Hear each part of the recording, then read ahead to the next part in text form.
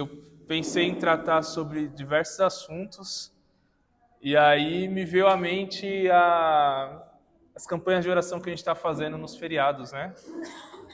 E a gente está orando bastante por problemas emocionais, né? Tá lá, se existe, vê os banners lá, sempre o pastor coloca lá questões emocionais, né? E eu falei, poxa, a gente tem uma psicóloga na igreja, né, que sabe falar bem sobre o assunto, né? Eu tá tendo experiência aí de ministrar isso nas igrejas, isso é muito bom, né? Tem até outra igreja já que já solicitou. Já.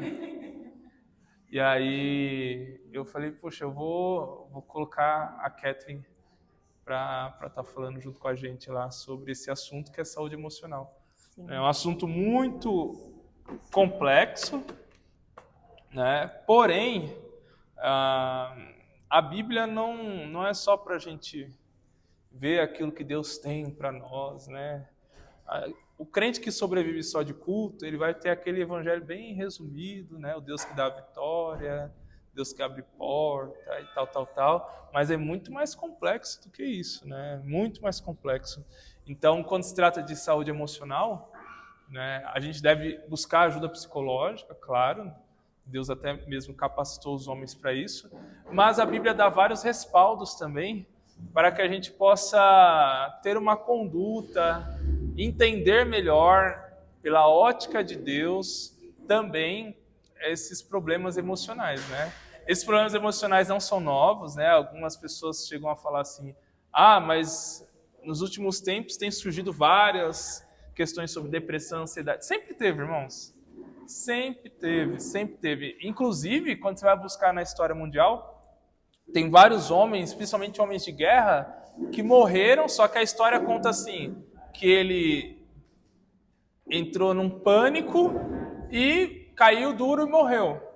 Só que quando você vai buscar a história do personagem, dessa pessoa, você vai ver que ele já teve vários transtornos, deu crise de ansiedade, deu crise de fúria. Ele já estava passando por transtornos mentais, né?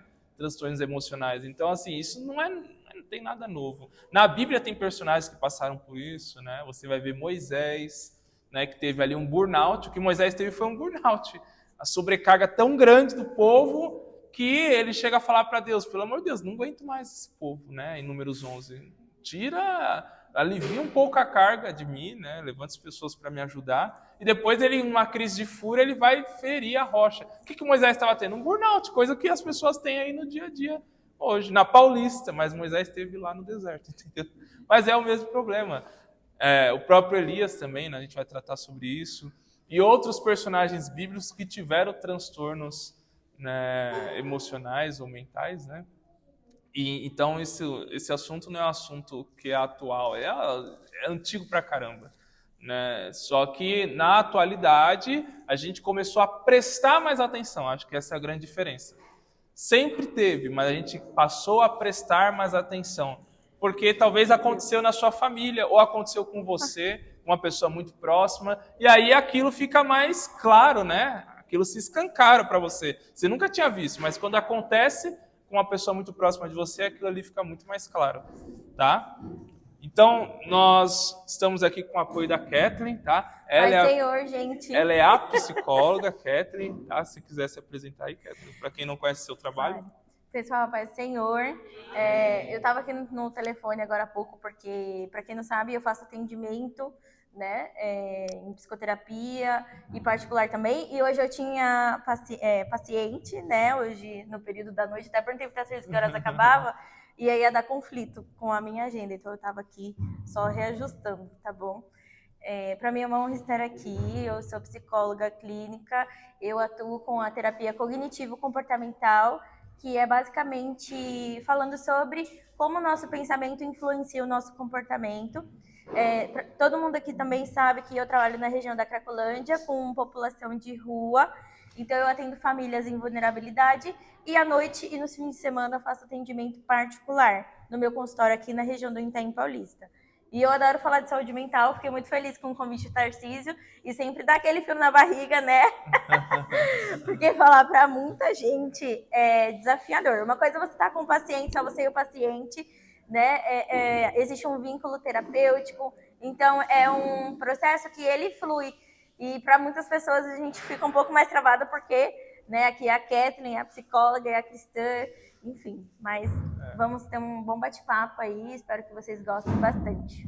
E para que vocês também possam, né, contribuir e abençoar a Kathleen, depois vocês entram lá no Instagram dela, aquele amigo, aquela amiga que você sabe que está tendo esses problemas de ansiedade, depressão, pega o link do Instagram, fala, ó, quero te indicar uma ótima profissional e também uma pessoa temente a Deus. E vocês mandam lá, tá? Ajude a divulgar o trabalho dela, tá? Entra lá no Instagram, olha os vídeos, o conteúdo também que já tem no Instagram, curte, comenta e compartilha. Bem blogueirinha, né? É isso aí. Tá? Hoje vocês podem fazer perguntas, tá? Só não façam tantas assim, porque senão a gente fica só respondendo as perguntas e acaba não tendo tempo de explanar realmente os assuntos, tá bom? Mas pode fazer perguntas, se tiver algum questionamento. Se for um questionamento muito pessoal... Não, tá bom aqui. Se for um questionamento muito pessoal, eu vou fazer uma coisa. Vocês podem mandar... No meu WhatsApp? Pode mandar no WhatsApp. Não, mas eles não têm, eu acho, seu WhatsApp.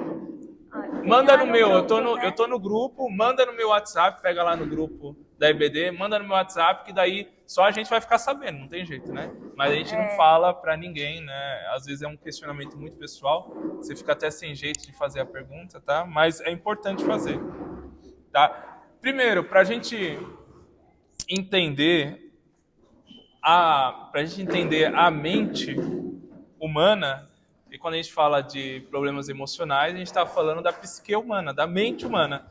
Para a gente entender a mente humana, nós precisamos entender, primeiro, como que o ser humano por completo ele é constituído, certo?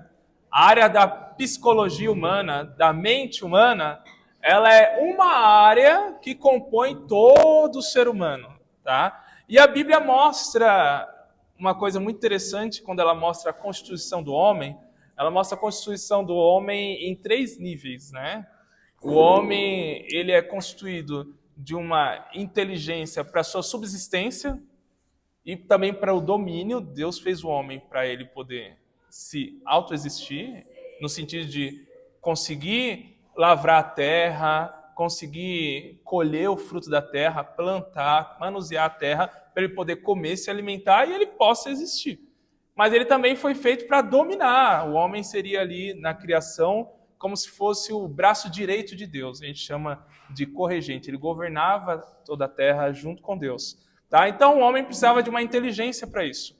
Tá? E o que o homem fazia quando ele lavrava a terra é o que você que trabalha, né? Tem alguns adolescentes aqui, mas que não trabalham, mas você que trabalha é o que você faz, a mesma coisa que Adão fazia. Deus te deu uma inteligência para você exercer um trabalho para que você possa se autossustentar, certo? Então o homem ele é constituído dessa inteligência de autossubsistência, mas ele também é constituído de espiritualidade, né? O homem é a imagem e semelhança de Deus.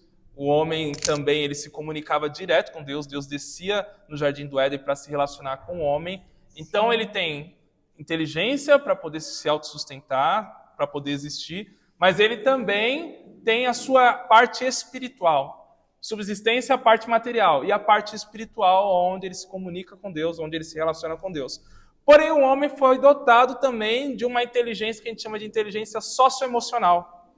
Quando Deus cria o homem, ele olha para o homem e fala assim, não é bom que o homem esteja só. Por quê? Provavelmente, se o homem vivesse sozinho em um mundo onde só ele era o falante, só ele falava, e Deus, os animais não falam. Imagine você viver num mundo onde só você fala. Que legal que seria, né? Meio monótono, né? Isso não seria nada bom para a psique, para a mente humana, para o emocional do homem. Então o homem olha, Deus olha o homem e fala assim, não é bom que ele esteja só, então vou fazer para ele uma auxiliadora, uma mulher. Então Deus leva também em consideração a mente do homem, a emoção do homem, essa parte imaterial do homem. Deus também leva em consideração. E a gente trabalha para a gente poder se sustentar, A gente vem para a igreja para a gente poder ter a parte espiritual também alimentada e a nossa parte emocional. Que o próprio Deus se preocupou na hora que criou o homem. Às vezes a gente não se preocupa, né? E a gente deixa de lado. Então, é um problema muito grande. Então, se você quer ser um ser humano mesmo, do jeito que Deus criou, você precisa se preocupar com todas as áreas da sua vida. Tanto com a sua subsistência, tanto também com a sua espiritualidade, quanto também com a sua mente, com o seu estado emocional. Assim como Deus também criou o homem nessas 3 vertentes e se preocupou em qualificar o homem para ele viver essas 3 vertentes, a parte socioemocional, a parte espiritual e a parte também da subsistência, tá? Acrescentar alguma coisa? É exatamente isso que o Tarcísio falou. Quando Deus ele cria o homem, ele forma o homem do pó da terra, então ele cria um boneco, que é o nosso corpo, né? E ele assopra sobre ele, né, o fôlego da vida, né? E o homem é ali corpo, alma e espírito, que é a tricotomia, né? Basicamente, de uma forma mais rápida, é exatamente isso. Então, o que a Bíblia ela é algo que sempre diz para nós cuidarmos da coisa mais preciosa que o Senhor nos deu, que é a nossa vida. Então, a coisa mais preciosa que Deus nos deu, antes de qualquer outra coisa, é a nossa vida, né? E a Bíblia, ela tem o capricho de dizer que você precisa cuidar do seu corpo, que é templo e morada do Espírito Santo, que você precisa ter uma vida espiritual, né? Oração, jejum, ter uma vida em santificação ao Senhor, mas também cuidar da sua alma, né? Cuidar da sua alma significa cuidar de tudo aquilo que te aflige, cuidar de tudo aquilo que você não sabe lidar, cuidar das suas dificuldades, né? Cuidar da sua identidade. E quando eu falo de identidade da minha vida, o que isso significa? Significa que eu sou formado pelas experiências que eu tive na minha infância, eu sou formado pelas relações familiares que eu tenho, pelas relações na igreja que eu tenho, pelas relações que eu tenho no trabalho, meu dia a dia. Eu sou influenciado por isso, eu sou moldado também por isso. Eu sou moldado pelas experiências emocionais que eu tive, não só na minha infância, mas ao longo da minha vida. Tudo aquilo que hoje me gera sofrimento, me gera perguntas, angústias, dúvidas, né? Tudo isso que talvez gera a maneira como eu penso, que é de fato o que a gente fala, né? A maneira como eu enxergo a vida, as crenças que eu tenho sobre mim mesmo, as crenças que eu tenho no meu dia a dia, como eu enxergo o meu relacionamento com Jesus, tudo isso influencia o nosso emocional, a nossa alma, né? A cultura, igual o Tarcísio falou, né? O nosso socioemocional, estarmos aqui todos juntos, porque nós somos biocorpo, psico, a nossa mente, sócio e cultural. Nós somos formadores de cultura, somos formadores de opiniões. Cada pessoa ela tem em si a sua própria identidade. Então é exatamente isso que a Bíblia ela diz, e ela tem esse cuidado de dizer que tudo isso forma quem nós somos. Exatamente. E para vocês terem noção, as nossas memórias elas começam a ser formadas desde a vida intrauterina. Ou seja, quando o feto ainda está lá na barriga da mãe sendo formado, ali já está sendo criado memórias, segundo as neurociências, naquele feto. Então, olha que coisa interessante, né? Você nem veio à existência, mas aquilo que estava acontecendo com a sua mãe, quando você estava na barriga dela, já estava formando as suas memórias e as suas emoções. Então, é até uma dica, né, para as mamães aí que forem engravidar no futuro, né? Tome cuidado, vigia quando você estiver no período de gestação aí, porque o que você passa nesse período pode influenciar diretamente o bebê. Então, aqui nós damos um panorama sobre como que o homem é constituído, porque para a gente tratar da mente humana, a gente tem que ver que Deus se importa com todas as áreas da vida humana, inclusive a parte emocional, a parte psíquica, a parte mental do ser humano. Porém, a gente sabe na Bíblia que o pecado, quando ele veio, ele abalou todas as áreas do ser humano. Tanto a área da subsistência, o homem agora com o suor do seu trabalho ia ser ardoso, difícil, sofrido, ele tirar o fruto da terra. Então, abalou essa área do ser humano, abalou também a área psicológica do homem, né? Porque o homem agora, ele não tinha mais um mundo perfeito. O mundo que ele estava vivendo agora era um mundo agora maculado pelo pecado, e com todas as consequências do pecado atuando no mundo e nele. E isso iria abalar certamente também o seu psicológico, o seu mental, a sua saúde emocional. E também abalou também o relacionamento do homem com Deus. Então, todas as áreas da vida humana foram abaladas pelo pecado. E a gente vê na Bíblia o quão isso é grave, né? Especificamente no Salmo 116, no verso número 3, o salmista, se a gente está falando de um autor bíblico, certo? Correto? Um autor bíblico, ele é crente? É cheio do Espírito Santo? Para ele ser um autor de um salmo, ele tem que ser cheio do Espírito Santo. Sim. Só que olha o que ele vai dizer. Ele vai dizer que a alma dele estava nos laços do inferno. Aí você fala, como assim?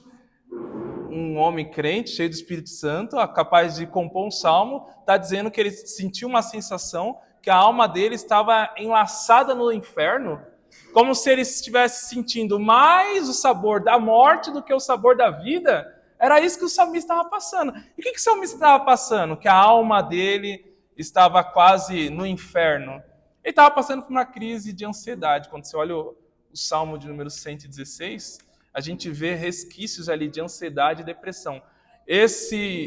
Essa fala do salmista de que ele estava se sentindo já quase no inferno é uma pessoa que parece que ela está mais perto da morte do que da vida, que é um dos sintomas de quem sofre de depressão, né? Para ele, chega um momento que faz mais sentido a morte do que a vida. É onde a pessoa vai e comete suicídio. Então, olha o que um homem cheio de Espírito Santo está passando. Uma crise emocional profunda. Isso é uma consequência do pecado. Esse desequilíbrio afetou toda a área do ser humano, inclusive a sua parte emocional, a sua psique, né?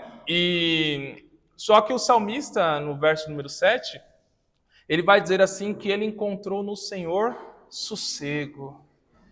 Por que ele encontrou no Senhor sossego? Porque ele foi buscar esse equilíbrio, que o pecado traz o desequilíbrio, mas ele foi buscar o equilíbrio naquele que criou a sua mente, naquele que criou as suas emoções, naquele que criou os seus pensamentos. Então, a gente vê que o pecado traz um desequilíbrio, a ponto de um homem cheio do Espírito Santo se sentir mais perto do inferno do que do céu, mais perto da morte do que da vida, né? O pecado traz esse desequilíbrio psicológico, emocional, tá? E nós temos que levar isso em consideração. Por quê? Porque quando a gente leva em consideração que o pecado traz isso e que as consequências do pecado também afetam a nossa mente, você não vai se julgar por conta de uma crise de ansiedade que você esteja passando. Porque, vamos falar a verdade, quem já passou por ansiedade e depressão, você não se sente assim meio que vamos falar uma linguagem bem chula, se sente uma pessoa desqualificada, sim ou não? Porque a pessoa que está com depressão, ela não sente vontade de sair da cama, parece que nada faz sentido para ela na vida. A pessoa que está em crise de ansiedade, parece que ela não consegue controlar o básico das suas emoções. O coração palpita, ela começa a suar do nada. Então você se sente impotente.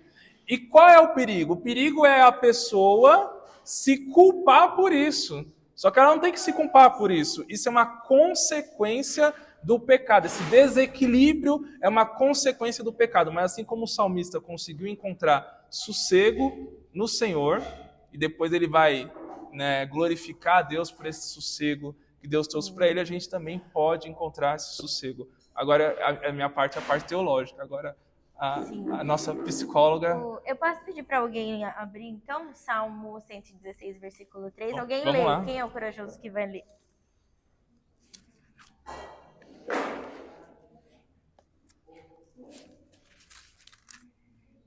Pois da morte me cercaram, e angústias do inferno se apoderaram de mim. Encontrei apertos e tristeza. Perfeito.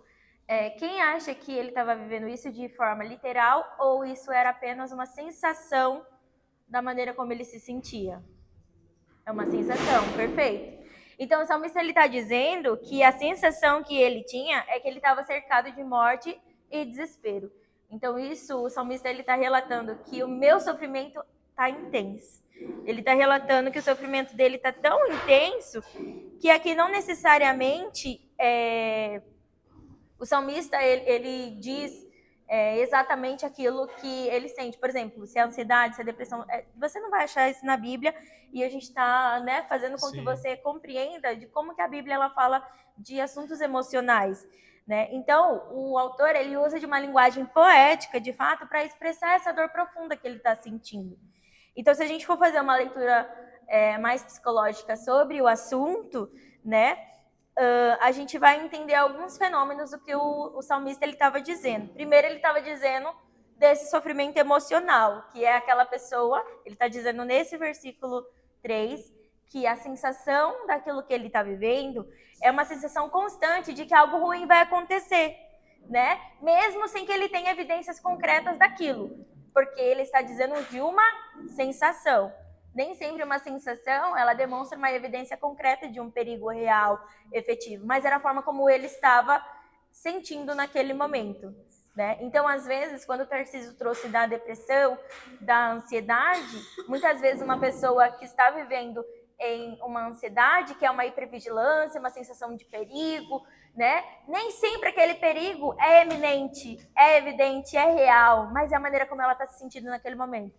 Por isso que vem as crises, por isso, né, que taquicardia e muitos sintomas físicos também, e principalmente o sofrimento emocional. Então, o salmista, ele está dizendo que ele estava em estado de alerta, né? E uma pessoa que está em sofrimento emocional, ela vai ter uma preocupação muito excessiva, uma dificuldade de relaxar, né? Essa pessoa, ela vai ter aí sensação de que ela está, de fato, esperando uma tragédia. Era a maneira como ele estava se sentindo. Ele estava superestimando o perigo que ele viveu ali naquele momento, né? E a gente fala aqui do quanto essa questão emocional é algo tão genuíno de se falar e é algo tão subjetivo, né? Porque talvez você nunca se sentiu da maneira como o salmista se sentiu, né? Ou talvez você já se sentiu como o salmista se sentiu. Só que ele está relatando que ele, de fato, superestimou esse perigo. O quanto era intolerante para ele a incerteza daquilo que ele estava vivendo.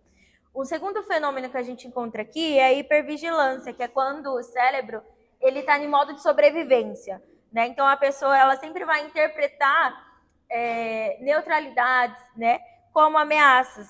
Né? Então, por exemplo, conjecturando para o nosso tempo aqui, talvez uma ligação, né, pode significar algo ruim. A pessoa que ela tem ansiedade, a gente diz ansiedade, por exemplo, de morte, de luto de alguém, ela recebe uma ligação, ela já fica com medo achando que alguém morreu, né? E várias outras coisas, né? Porque é um tema muito abrangente.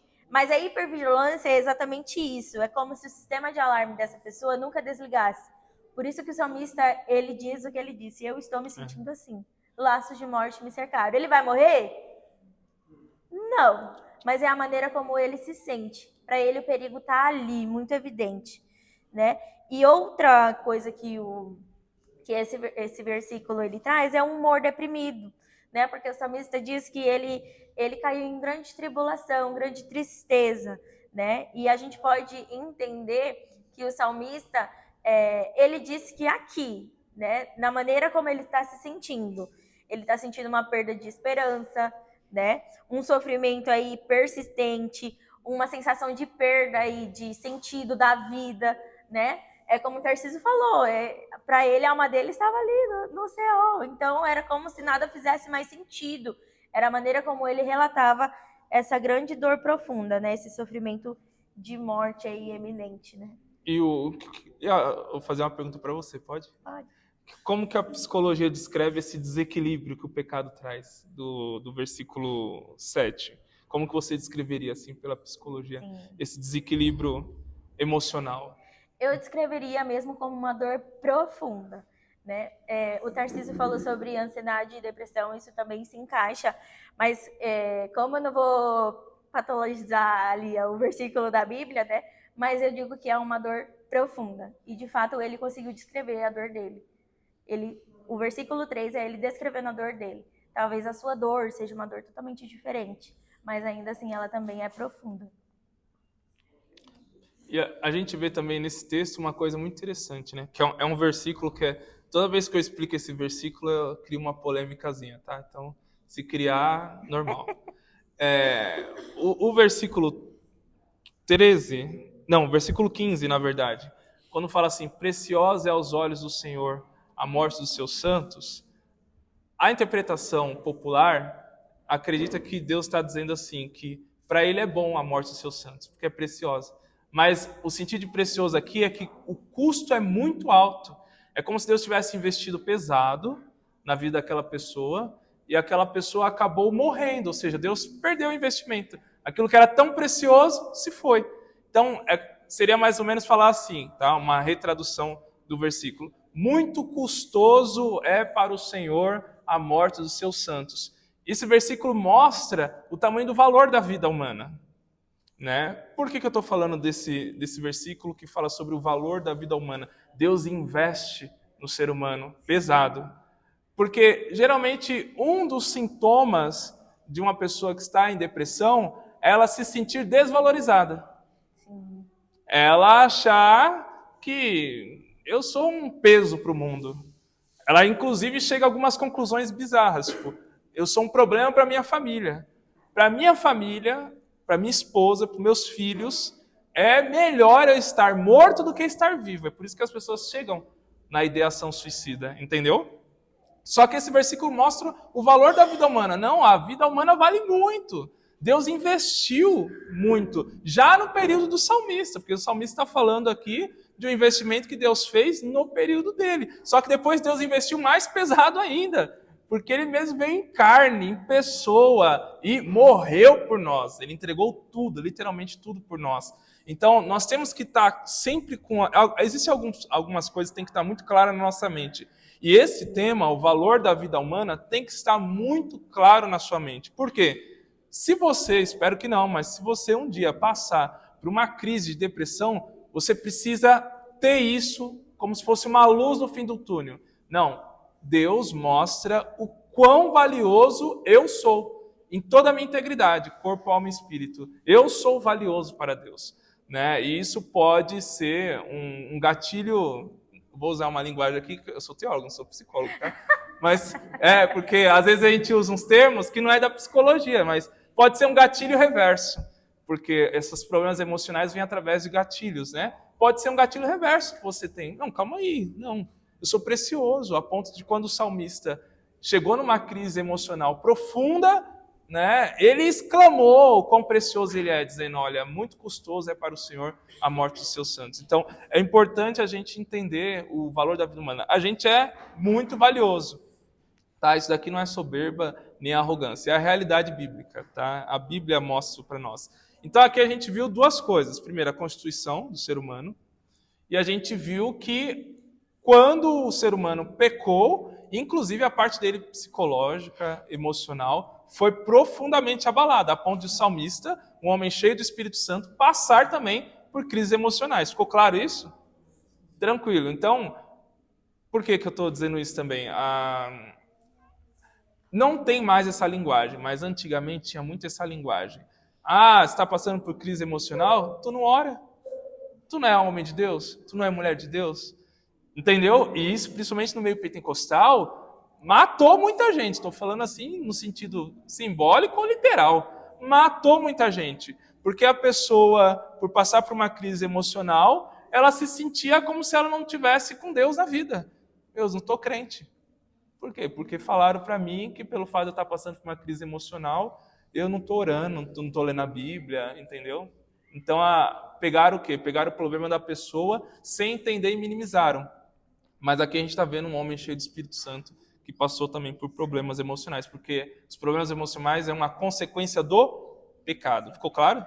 Pegando o gancho do Tarcísio, é algo até que eu anotei para falar com vocês, desse pré-conceito, né, desse estigma ainda que muitas pessoas têm.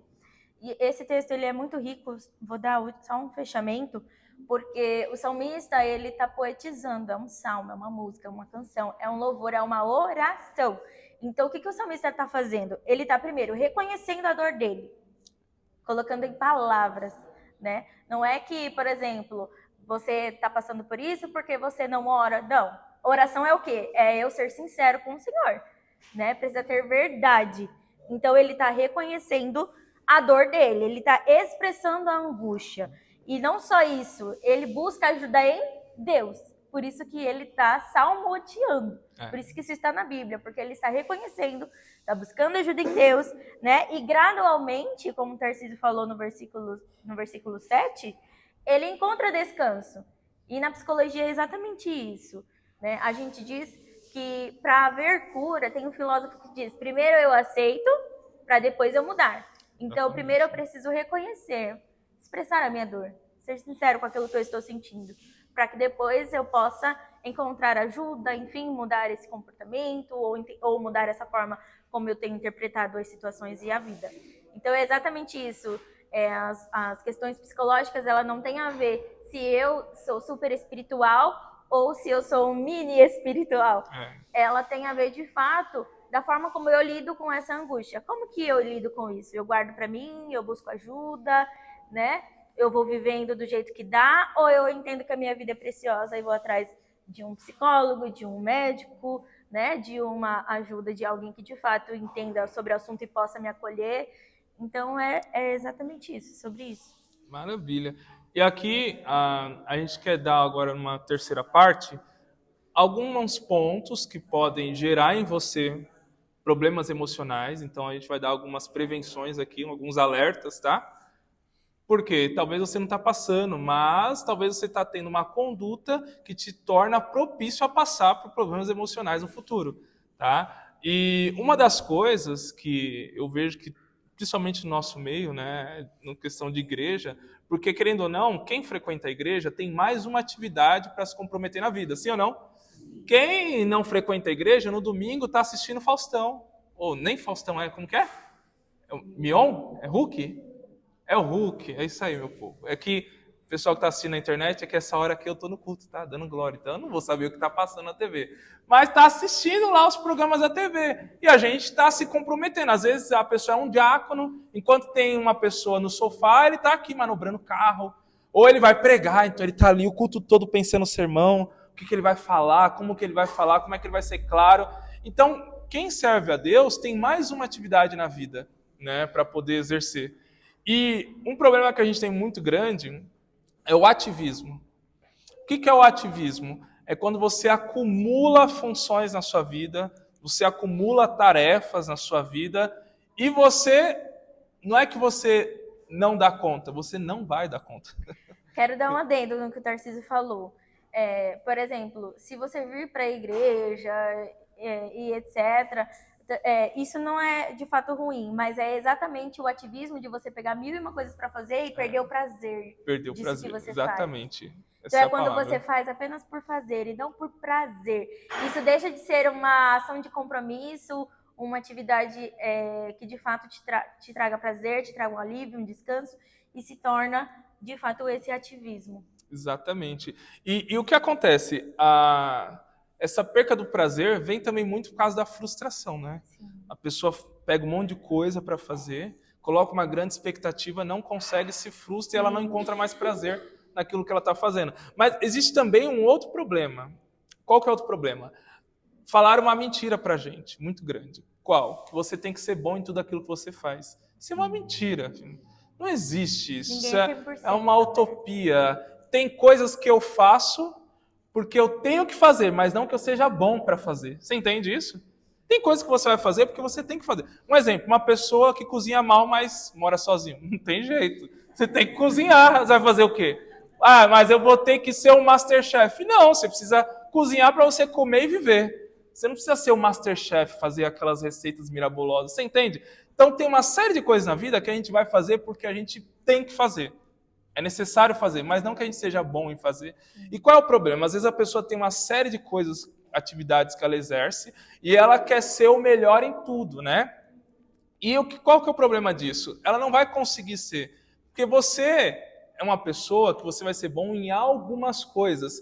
E pasme, você vai ser mais ruim em muitas coisas do que melhor do que outras pessoas em muitas coisas. E quando você achar que é melhor, você vai encontrar uma pessoa que é melhor ainda do que você. Então, filho, isso daí é uma bola de neve sem fim, entendeu? E aí qual que é o problema? A gente acha que a gente precisa fazer tudo, a gente tem que dar conta de tudo. E às vezes, meus irmãos, a gente precisa pensar, parar, refletir, baixar um pouco e falar assim, ó, isso daqui não dá mais para mim fazer. Eu não sou capaz. E tá tudo bem, isso é normal. Tem coisas que você não vai ser capaz de fazer. Não tem problema. Se aquilo não for algo essencial para a sua vida, para a sua subsistência. Você entende? Tem coisas que às vezes você precisa deixar um pouco de lado, não é essencial, não preciso ser bom nisso, então eu não preciso até mesmo fazer, eu estou fazendo por capricho. Tá? E o ativismo é um erro muito grande. Por quê? O Pai, Deus Pai, ele poderia criar o mundo e depois salvar o mundo depois do pecado? Sim ou não? O Pai tem poder para isso? O Filho poderia criar sozinho e depois salvar o mundo sozinho? Tem poder para isso? Sim. Mas eles fizeram uma obra em conjunta. Então, ao invés de eles centralizar em uma pessoa da Trindade o ato de criação e de salvação, o que eles fizeram? Distribuir as tarefas. Olha que coisa, meu. Pelo amor de Deus, é contra o ativismo total. Delegar, totalmente contra. Né? Delegou as funções para cada uma pessoa da Trindade. Né? Quando a gente está estudando, inclusive fazendo um merchan já, né? A gente está estudando a carta de Paulo aos Efésios, e no capítulo 1 a gente estudou na primeira aula que Paulo separa o que cada uma da pessoa da Trindade fez na obra de salvação. Ora, o Pai, ele nos escolheu, ele nos predestinou, nos adotou como filho. E o Filho? O Filho nos salvou e nos perdoou dos nossos pecados. E o Espírito Santo pegou toda a obra do Pai e do Filho e testificou em nós para que a gente acreditasse que é verdade. Ele é a garantia que um dia Deus vai voltar na pessoa do Filho e não Deus Pai para poder nos buscar. Olha como eles dividem as tarefas. Não existe ativismo em Deus. E a pergunta é, se Deus que pode fazer tudo não se preocupa em fazer tudo, por que você se preocupa? Essa é a pergunta, entendeu? Então, sempre o nosso exemplo tem que ser Deus. Tem que ser a pessoa de Deus. Quando a gente pega Deus como exemplo, você vai tirar um caminhão de areia das suas costas. E aí, qual que é o outro problema que o ativismo traz? Você não consegue dar conta e você entra num estado de desorganização. Grande problema. E qual é o problema de você entrar num estado totalmente desorganizado da vida? Deus, quando ele fez o homem, olha o que ele fez. A terra estava sem forma e vazia, certo? Já leram esse texto em Gênesis? E o que Deus faz? Organiza primeiro a terra para depois criar o homem. Ou seja, Deus não fez o homem para viver no caos, na desordem. Quando a gente, por conta do ativismo, faz da nossa vida algo totalmente desorganizado, bagunçado, você não vai conseguir viver. Porque o homem sem pecado, Deus organizou para ele poder viver. E como que você vai viver na desordem com pecado? Não tem como, filho. É impossível um negócio desse. Você vai ter problemas, se não é agora, é no futuro, certamente. Então, você precisa entender. Eu preciso dar conta de tudo? Não. Mas eu preciso saber o que é essencial, o que eu preciso fazer para poder evoluir. Um exemplo, todo mundo vai ter que trabalhar e estudar ao mesmo tempo. Não tem jeito, tá? Alguns vão ter que trabalhar, estudar e dar conta da casa. Isso não é ativismo. Por quê? Porque você não vai fazer isso pro resto da vida. São 4 anos de faculdade, se você quiser fazer uma pós mais 2 anos, e é necessário, todo mundo vai ter que passar por isso. Não tem o que fazer, se você quiser ter um diploma universitário. Tá? Mas é algo que é passageiro. Agora, você viver esse looping, tipo, acabou a faculdade, vou arrumar outra coisa. E você continua isso, você vai entrar no ativismo, desorganização, como a Catherine falou, não vai sentir mais prazer naquilo que você está fazendo, e aí é só ladeira abaixo, meus queridos. Só ladeira abaixo. Tem alguma coisa sobre... É exatamente isso. Eu acho que uma das primeiras coisas que a gente faz, para quem de fato faz psicoterapia, é a gente começar a organizar a rotina. Eu acho que isso é muito importante. A nossa rotina, ela impacta a nossa saúde mental, impacta o nosso sono, impacta de fato a nossa motivação, impacta aí, né, até a forma como a gente lida com as coisas no nosso dia a dia. Então, eu acho que organizar a nossa rotina é uma das primeiras coisas para você de fato se sentir, não vou dizer útil na sua vida, mas você sentir que você de fato está lidando com as coisas da melhor forma. Porque, por exemplo, se você tem uma rotina mais extensa, que você tem o seu trabalho, como o Tarcísio falou, você tem sua faculdade, tem filhos para cuidar, isso e aquilo, são muitas coisas, não são? Ainda assim a gente faz, não faz? Exatamente. Então isso, a gente vai ter que lidar com isso sabe? Até o findar das tarefas, né? Alguns 4 anos, outros até os filhos crescerem, outros, enfim. Mas a questão é, o quanto que isso impacta a minha vida? O quanto que isso me traz um sofrimento? O quanto é tão difícil para mim, de fato, lidar com tudo isso que acontece no meu dia a dia? Será que dá para mim organizar? Será que dá para mim delegar? Será que dá para mim comunicar ajuda? Para quem tem uma rede de apoio, para quem tem um parceiro, para quem tem uma parceira. Então é exatamente isso. Normalmente, algumas pessoas elas tendem a ter muito perfeccionismo, né? De fato lidar com tudo da forma dela. Né? Mas tem uma frase que diz que é melhor um feito do que um não feito, né? Mas tem gente que quer o bem feito. Então eu acho que o feito ele é muito importante. Ninguém vai ser 100% o tempo todo. E eu acho que a gente um dos próximos tópicos, né?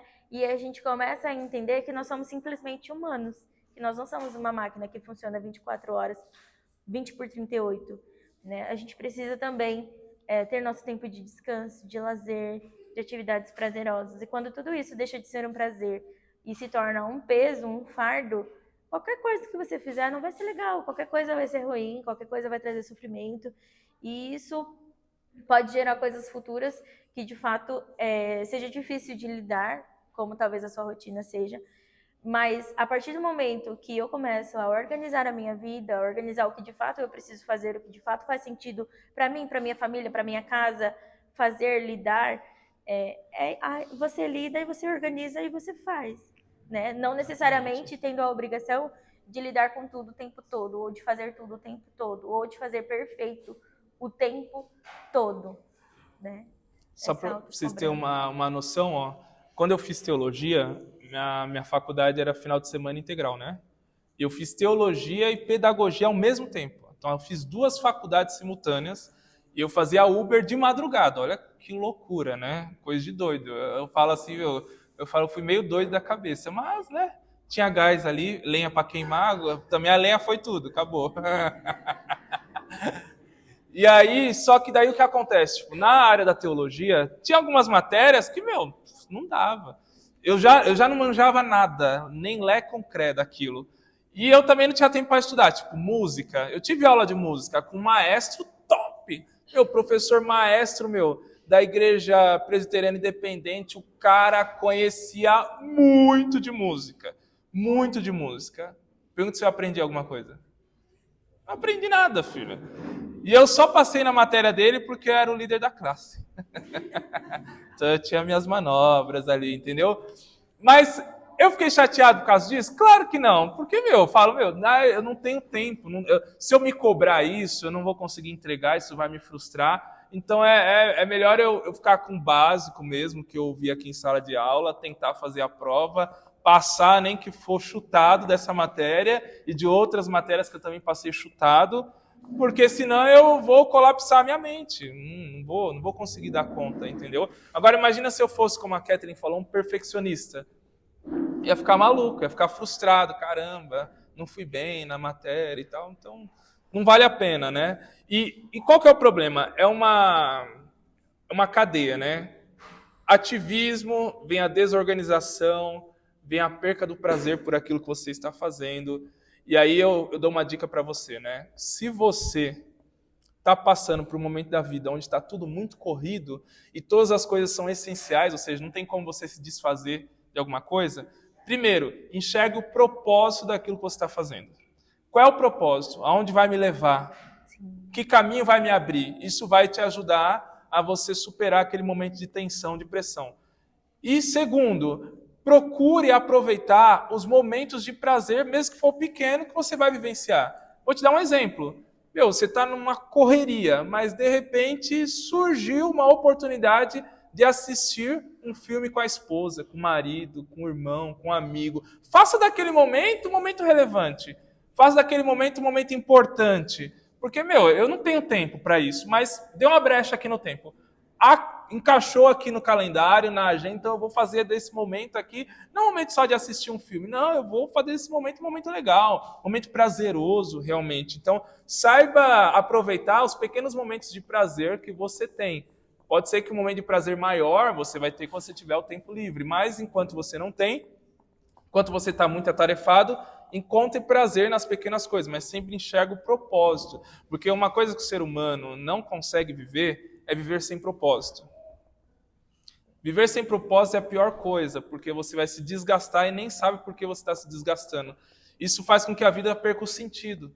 E perder o sentido da vida é literalmente você abrir uma vala, colocar os 2 pés e só esperar que as pessoas venham e joguem a terra ali e te enterrem. Não tem como, tá?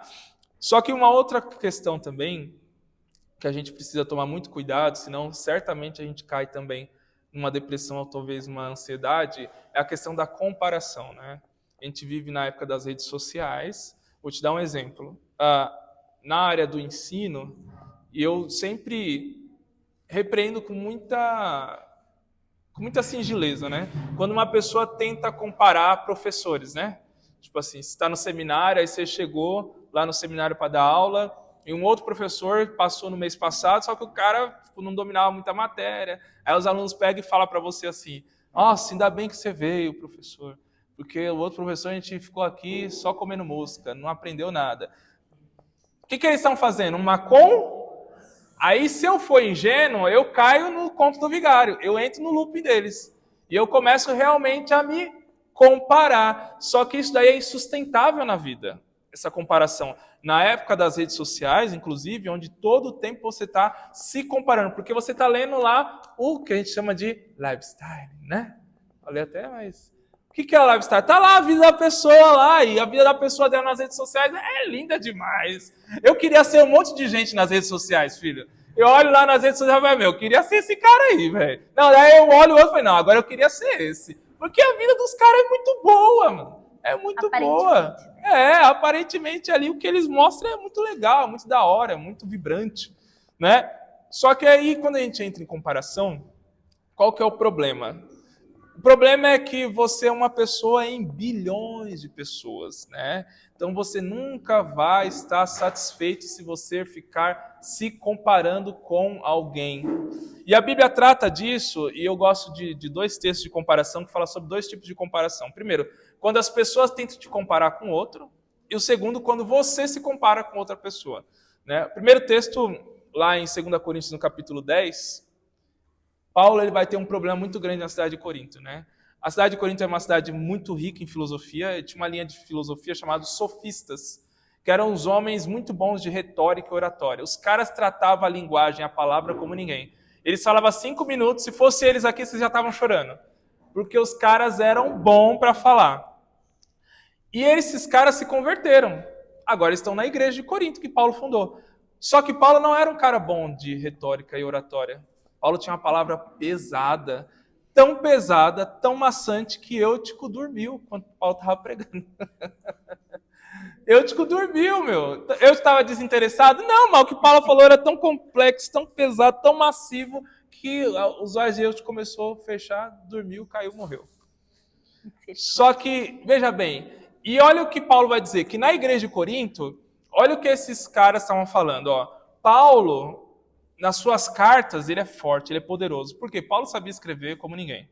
Só que a presença dele física é fraca, porque ele não tinha uma boa oratória, uma boa retórica. O que eles estavam fazendo? Comparando Paulo com os mestres da retórica, com os mestres da oratória.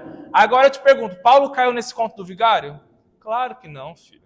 Paulo reconhece que a oratória dele é ruim, no capítulo 11, e ele vai falar ainda na primeira carta aos Coríntios uma frase que você talvez já ouviu e está dentro desse contexto. Ele vai dizer assim, ó, a minha palavra não chegou a vocês com palavra de sabedoria, mas com demonstração de poder. É por isso que ele fala isso. É como se ele estivesse dizendo assim, ó, você pode me comparar. Estou nem aí para comparação, porque eu não fui tirado do judaísmo e conheci Jesus, o Messias, para fazer oratória, retórica e ficar brincando com palavras. Eu vim para demonstrar o poder real de Jesus através da minha pregação, mesmo com uma fala pesada. Então, Paulo não caiu nessa comparação que as pessoas queriam fazer com ele. E a gente também não tem que cair. Se você aceitar isso, se você cair nesse conto do vigário, você vai ter problemas sérios com essas comparações, né? Existe uma frase que é popular, que as pessoas dizem assim, você não é aquilo que falam de ti. Essa frase é um pouco contraditória, né? porque às vezes o que as pessoas falam de você é o que você demonstra ser. Mas nem sempre, tá? Quando se trata de critérios de comparação, você deve levar isso, tá, em consideração. Principalmente referente a funções ministeriais ou funções no seu trabalho, tá bom? Então não entre nessa jogada da comparação, senão você vai se dar mal. E também nós temos um problema do Salmos 73, né? Que agora não é ninguém comparando ele, mas é o próprio salmista se comparando com os ímpios. O salmista olha os ímpios e fala assim, o corpo deles é saudável. Os caras com tranquilidade enriquecem. Eu estou aqui, a ver navio, padecendo, e aí? E aí? E ele vai dizer assim, ó, por eu ter esse pensamento, os meus pés quase escorregaram. E quase que eu caí em armadilha de iniquidade e pecado. Então veja, agora o salmista, eles mesmos se comparam, não é ninguém que está comparando ele. Ele mesmo vai se comparar com os ímpios. E você repare que, a pessoa geralmente se compara, e eu já vi vários casos assim, a pessoa estava se comparando com alguém que era pior do que ela. É isso que é uma coisa meio que irracional, né? Eu já vi gente se comparando, eu falo, não, filho, você é melhor. Não quero te comparar também, né? Mas se for para amenizar a tua dor, você é melhor, né? Você é melhor. Então, às vezes, a pessoa ainda se compara com alguém que é pior do que ela, né? O salmista estava se comparando com os ímpios, olha que coisa, né? E ele só percebeu que ele estava caindo no erro quando ele entrou no templo. Quando ele entra no templo, ele viu, porque o templo era tudo para manifestar a glória de Deus. Quando ele entra no templo, ele vê os querubins nos tecidos, ele vê o candelabro, a mesa da propiciação, o santo dos santos. Ele enxerga a glória de Deus que se manifestava naquele lugar e ele vai enxergar o fim dos ímpios. Qual é o fim dos ímpios? Morte. E aí ele vai cair em si, mas até então ele entrou em comparação, tá? Isso é muito grave, é muito grave. Vão comparar você como marido, vão comparar você como esposa, e até de forma inocente, talvez o cônjuge de vocês vão comparar vocês. Vai olhar para o cara e vai falar assim, tá vendo? Fulano de tal cozinha isso e isso, você não sabe fazer nem um ovo frito. Aí o cara vai olhar e falar, tá vendo? A esposa do cara faz 3 tipos de massa, e você só sabe fazer esse macarrão ali óleo. Você entendeu? Às vezes a comparação vai surgir de forma inocente, mas a gente precisa ter sabedoria para entender que a pessoa não está falando aquilo para destruir a gente, mas precisa ter sabedoria para gerir isso e poder entender que, olha, eu não posso me comparar com ninguém porque o ser humano é um ser único, tá? Você é um ser único. Não existe nenhum DNA igual. Deus fez, sei lá, trilhões, não sei quanto que está a humanidade, quantos a gente já nasceu desde o início, né? Mas não existe nenhum DNA igual. Então, nós somos seres únicos. Então, se você é único, todo tipo de comparação vai ser frustrante para você. Exatamente. Eu acho que a comparação, ela também está muito ligada à percepção que eu tenho sobre mim e à percepção que eu tenho sobre o outro, né? Enquanto o Tarcísio estava falando, eu me lembrei de quando Jesus ele estava pregando para uma multidão e aí Jesus perguntou para os discípulos, né? Quem é que eles dizem que eu sou? Uns dizem que é Paulo, outros dizem, né? E aí Pedro se levanta e diz, não, tu és o Cristo, filho do Deus vivo. Ou seja, Pedro está dizendo que a nossa percepção, talvez a percepção da multidão, era que Jesus era uma coisa ou que era outra, comparado a alguém. Mas Pedro sabia que Jesus tinha uma identidade, ele era o Filho de Deus. Então eu acho que a comparação ela está muito ligada à nossa identidade mesmo, à nossa percepção. Porque uma pessoa que se compara, né, ou que dá vazão à comparação de outros, ou que se compara a si mesmo com outra pessoa, né, tem de fato uma necessidade de agradar a todos, né, aquele pensamento de que eu preciso agradar todo mundo, ou olha a vida dele, a minha, né, ou que o meu valor talvez depende daquilo que as pessoas pensam sobre mim, ou de novo, né, que eu preciso ser perfeito. Só que lá em 1 Samuel, quando o profeta ele vai ungir um novo rei, ele pede ali, né, para Jessé trazer os filhos, e aí Jessé vai pensando, quem dos meus filhos se compara ali como um rei? Quem dos meus filhos se encaixa ali na posição de um rei? E ele vai chamando os filhos dele. Vem, meus filhos, vai chamando os filhos dele. E aí, o profeta, ele não encontra o rei, né? E aí, ele diz, mas desses daqui que você trouxe, tem mais alguém? E aí, ele manda chamar Davi. E ainda em 1 Samuel, no capítulo 16, versículo 7, né, tá dizendo assim, que por isso que o homem vê a aparência, mas Deus vê o coração. Então Deus vê o meu interior. Eis a necessidade de eu cuidar daquilo que eu tenho aqui dentro. Eis a necessidade de eu cuidar do meu interior, da minha alma, da percepção que eu tenho sobre mim mesmo, da percepção que eu tenho sobre o meu relacionamento com Deus, né? Da minha identidade. Porque eu posso me comparar com outras pessoas. Outras pessoas têm mais isso, têm mais aquilo. É a percepção como eu vejo. Só que o interior, né? A maneira como eu me vejo, como eu me posiciono no mundo, a maneira como eu me coloco de fato, como eu entendo a minha identidade. Isso sim que precisa ser preservada e cuidada. Porque uma coisa a gente precisa ter certeza, que Deus está nos vendo. Porque esse versículo ele diz que Deus ele vê o coração. Então Deus ele de fato está vendo aquilo que acontece dentro de nós, aquilo que está de fato dentro de nós. Exatamente. E só para a gente concluir esse tópico, é uma cascata, né? É um efeito cascata. Ativismo, desorganização, começa a comparação, frustração. E aí a frustração vai aumentar o seu estresse, vai aumentar o nível de cortisol no seu organismo, e o nível de cortisol e de outros, né, neurobiológicos que se fala? Neuropsíquicos, neurobiológicos. Neurobiológico, neuropsíquico. Começa... o cortisol é um deles, tá? Talvez um dos principais. Vai começar a aumentar o seu corpo, a gerar aquilo que vai te levar ou a um estado depressivo, ou a um estado de ansiedade, ou um burnout, ou alguma coisa vai desencadear, entendeu? Alguma coisa vai acontecer. Então é um efeito cascata que, se a gente tomar algumas precauções, lógico que a gente está falando de algumas precauções. Existem N outras precauções que a gente pode tomar, mas não tem tempo para isso. Então eu procurei separar aquilo que geralmente a gente comete mais erros, mais falhas, tá? E aí tem um outro conto do Vigário que contaram pra gente, né, que você é responsável pelo seu sucesso. Isso é verdade? Sim ou não? Você pode ser um cooperador do propósito de Deus para a sua vida. O que é isso? Você entende o plano de Deus para a sua vida e você vai agir de acordo com. Entendeu? Um cooperador. Só que eu quero que você entenda uma coisa. Tem coisas que você vai ter muita vontade de fazer, você vai planejar e vai dar tudo errado. E você se programou, você se preparou, mas não estava no seu script, não estava no script de Deus. Entendeu? E aí a gente tem que entender que a nossa vida não está em si, em nossas mãos, né? Tiago, que é o livro de sabedoria do Novo Testamento, Tiago vai dizer uma coisa bem interessante. Ele vai dizer assim, vocês são ingênuos quando vocês falam assim, que vocês vão para uma cidade, vocês vão vender lá, vão ficar lá 1 ano e vão voltar com lucro. Aí Tiago vai falar assim, quem de vocês tem esse controle? De determinar o que vai acontecer amanhã?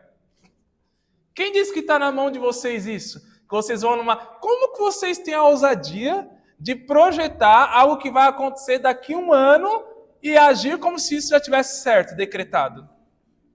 Aí Tiago vai dizer assim, vocês devem, na verdade, falar assim, se amanhã a gente estiver vivo e Deus permitir, faremos isso e aquilo. Olha que coisa, né? É entender que a nossa vida está totalmente nas mãos de Deus. Como eu falei, se você entender o propósito de Deus, você pode ser um cooperador para aquilo, tá? Então não carregue esse peso que colocam sobre nós, de que, olha, você foi o responsável, você fracassou, porque isso daí vai desencadear uma série de coisas, tá? Um exemplo, eu sempre dou o exemplo de um coach chamado Wendell Carvalho, né? Ainda diz que crê em Jesus, um traste desse.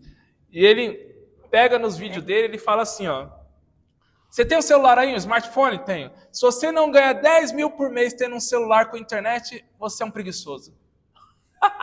É coach mesmo. Eu falo, a primeira vez que eu vi, eu falei, esse cara tá me tirando. Não é possível. Eu falei, você tá de brincadeira, meu. Olha o que o cara falou. Então, tipo assim, é mais ou menos assim, pô, se eu não tô ganhando 10 mil por mês, então é porque eu sou realmente um preguiçoso. Claro que não, irmão. Claro que não, de maneira nenhuma. Entendeu? De maneira nenhuma. Socioeconomicamente falando, as famílias do Brasil ganham menos de R$ 1.600 por mês. É totalmente lógico. Ó, vou te dar outro exemplo, né? Se alguém tem muito jovem aqui, vai que você quer ser influencer. E tem gente que quer ser influencer, ele vai buscar como fazer aquilo. Daí tem lá os influencers, não, você tem que fazer um vídeo por dia. Tem outros mais doidos aí, não, tem que fazer 3 vídeos por dia. Que daí você vai engajar e papapá, pipi, o algoritmo, não sei o quê. Ô, filho, você acha que é só você que está fazendo um vídeo, 2 vídeos por dia? Você tá maluco? É só você que está falando do assunto que você quer falar nas redes sociais? É claro que não. Tem uma pancada de gente, talvez mais preparada que você, que fala melhor do que você, que vão estar falando e vão estar começando junto com você. E qual é o diferencial, então? Primeiro, Deus tem o propósito de te fazer um influencer naquela área. Segundo, é o próprio Deus que te dá graça para que as pessoas enxerguem o seu vídeo e possam falar assim, quero seguir, quero cooperar, quero ouvir mais essa pessoa. Você entende? Então, existem várias metodologias, mas se elas dessem certo, estava todo mundo milionário. Filho. Era só fazer um curso que a gente ia ser da Pindaíba ainda esse ano. Fácil. Então, as coisas não estão totalmente nas nossas mãos, tá? Infelizmente, ou felizmente. Você confia mais em você ou em Deus? Ah, então felizmente, né? Felizmente que as coisas não estão totalmente nas nossas mãos. Então, não façam isso, não tente carregar esse jugo sobre vocês. Provérbios, que também é um livro de sabedoria, no capítulo 16, verso 1, Provérbios, o Salomão vai dizer assim, ó, o homem faz planos, o coração do homem faz planos, mas a resposta certa vem da boca do Senhor. O homem não é impedido de planejar. A gente tem que planejar porque Deus é um Deus planejado, organizado. Então a gente tem que planejar sim. Mas se esse plano vai dar certo ou não, se amanhã a gente vai estar vivo para concretizar ou não, ou se daqui a um ano ele vai ser bem sucedido ou não, isso vem de Deus. Eu tenho planos, filho, que diz respeito à igreja, reino de Deus, que não deu certo até hoje. Você entendeu? Imagine, fala, meu, não é para mim, é para a obra. Por que um negócio não dá certo? Mas é o plano de Deus, até para isso, até para fazer coisas para o reino de Deus, tem que estar na agenda de Deus. Entendeu? Deus não se submete a pessoas bem intencionadas. Ele tem propósito com cada um de nós e vai usar a gente segundo esse propósito. Então, entenda que você não tem o controle da sua vida nas suas mãos. Tá? Isso vai tirar um peso de você e vai te inibir de uma série de problemas futuros. Quer fazer alguma colocação nisso? Eu acho que se quiser abrir para... Tem mais uma? Depois se quiser abrir para... Sim. Tá. Aqui eu quero só passar rapidamente aqui, falar um pouquinho sobre a questão da ansiedade. E a Bíblia trata muito sobre ansiedade. Meu filho, você não tem noção. Você não tem noção. E a forma profunda com que a Bíblia trata sobre essa questão de ansiedade. No primeiro texto, lá em 1 Pedro capítulo 5, Pedro vai falar assim, preste bem atenção nessa expressão, lançando sobre ele a vossa ansiedade, porque ele tem cuidado de vocês. Essa expressão cuidado diz respeito a algo que Deus está fazendo no presente, mas que Deus já vem fazendo durante muito tempo. A gente chama no português de ato contínuo. O que é isso? É como se Pedro estivesse falando assim, olha para o seu presente, Deus está cuidando de você. Agora olha para o seu passado, Deus cuida de você no passado e cuida de você no presente. Então por que você vai ficar ansioso por um futuro? Você entende? Ele estava dizendo assim, lança sobre ele, porque o Deus que cuida do seu passado está cuidando do seu presente, ele certamente vai cuidar de você no futuro. Então lance sobre ele aquilo que está te gerando ansiedade. Jesus ele vai também usar uma linguagem apelativa isso. Porque Jesus vai falar assim, não andem ansiosos por coisa alguma. Aí Jesus vai usar um critério de interpretação que é do menor para o maior. Como assim? Ele vai falar assim, olha as aves do céu, olha os lírios do vale. O que é mais importante, as aves e os lírios ou você? O que é? O que é mais importante? Você é mais importante que a ave, sim ou não? Claro que é. É mais importante que o lírio? Claro, o homem é a coroa da criação. Só que Jesus vai dizer assim, então, as aves não semeiam nem colhem, mas elas comem. Não falta comida. Olha os lírios, não faz nada, ficam parados. São frágeis, mas olha como Deus reveste eles de beleza. Aí ele volta pra gente agora. Ele fala assim, ó, e vocês acham que se vocês pedirem alguma coisa, o meu pai não vai dar? Ou seja, era Jesus falando, qual é o motivo de vocês ficarem ansiosos? Não tem motivo. Exatamente. Paulo vai usar uma mesma linguagem parecida com a de Pedro. Ele vai falar assim, ó, não andeis ansiosos por coisa alguma, mas faça conhecidas diante de Deus as suas causas em orações, súplicas e ações de graça. Então, o que Paulo está falando é mais ou menos o que Pedro está dizendo. Pedro está falando, lance sobre ele a ansiedade. E Paulo está falando, apresente sobre ele em oração a sua ansiedade. E um texto que eu gosto muito, né, que é o texto de Ana. Ana está ansiosa, muito ansiosa, porque ela não poderia ter filho. E ela vai na onde? Vai no templo. Sim. E quando ele olha para ela e fala, você está embriagada? Olha o que ela vai dizer. Não, eu estou derramando sobre o Senhor a minha alma. Olha a linguagem, irmão. Você está maluco? Isso daqui é outro nível. E aí ela vai dizer, eu estava ansiosa, mas eu derramei sobre o Senhor a minha alma. E a Bíblia diz que quando ela levantou, ela mudou o semblante. Você tem noção? Sim. O poder que é você entender o Deus que cuida do passado, do presente, vai cuidar do nosso futuro, e a gente não precisa sofrer por causa do futuro, mas a gente tem que fazer o que a Bíblia diz. Pedro fala, lança sobre ele. Paulo fala, apresenta sobre ele. E Ana, literalmente, derramou sobre o Senhor aquilo que estava ansiando o seu coração. Então, você saber entender o Deus que você realmente serve e lançar sobre ele a sua ansiedade, meu filho. Quando alguma coisa te atribular muito, faça uma oração prolongada. Tá? Lógico que vá no psicólogo.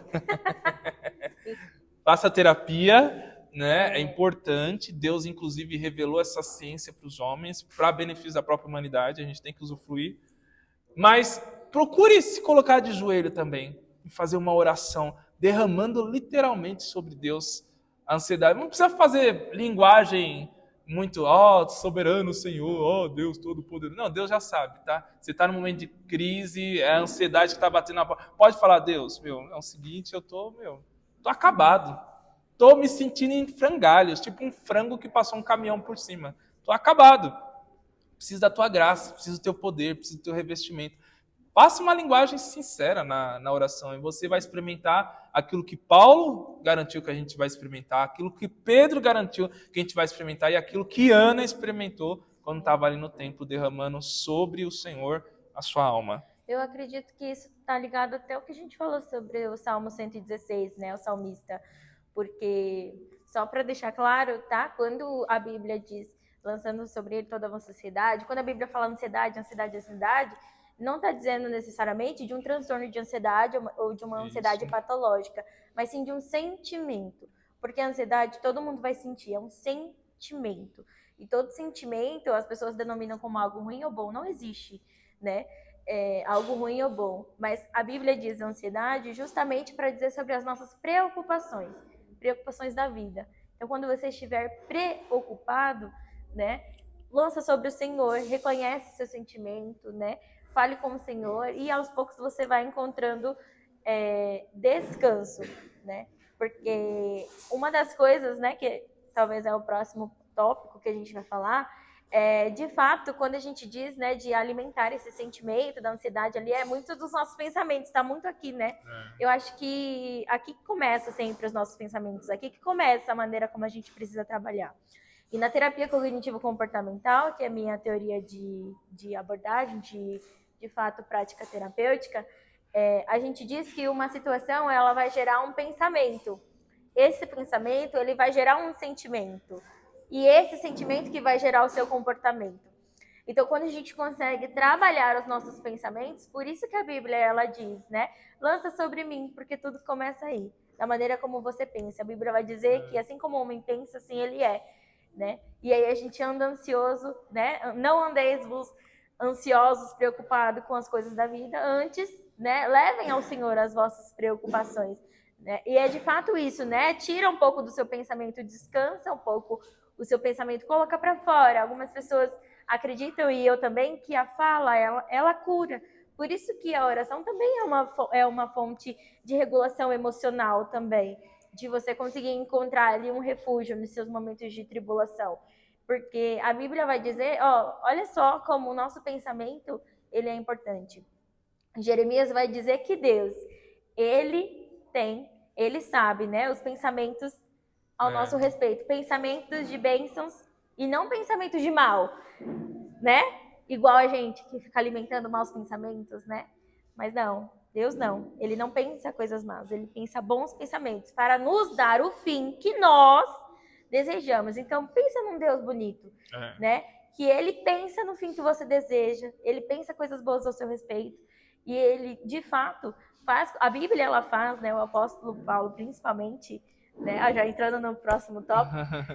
De fato, não, pode falar, pode citar, né? pode. De fato, alguém abre, por favor, Filipenses 4, versículo 8, para a gente falar ainda sobre essa questão do pensamento, do que o pensamento, o impacto do pensamento, de fato, no nosso comportamento, no nosso dia a dia. Né? Nos nossos pensamentos, nas nossas angústias, né? Nossos pensamentos depressivos, né? Até, quem sabe, talvez uma raiva, um ódio, um rancor, né? Uma tristeza profunda, sabe? Quando a gente está atordoado, né? Quando a gente está cheio de preocupações, ansioso. E olha o que Paulo vai dizer. Alguém lê? Vou ler aqui que está no microfone, tá? Porque senão o povo da internet vai... Fala, ô Tarcísio. Filipenses 4:8, tá?